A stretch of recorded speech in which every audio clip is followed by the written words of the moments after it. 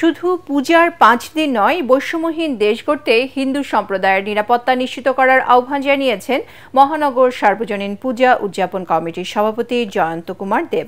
দুর্গাপূজা উপলক্ষে ঢাকেশ্বরী জাতীয় মন্দিরে আয়োজিত মতবিনিময় সভায় তিনি একথা বলেন। ধর্মীয় অনুভূতিতে আঘাত হানা ব্যক্তির পরিচয় যাই হোক, তাদের সর্বোচ্চ শাস্তি নিশ্চিত করতে হবে।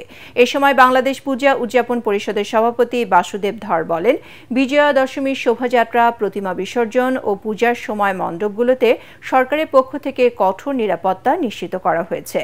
28 সেপ্টেম্বর ষষ্ঠী ও 2 অক্টোবর বিজয়া দশমীর মধ্য দিয়ে শেষ হবে এবারের শারদ উৎসব।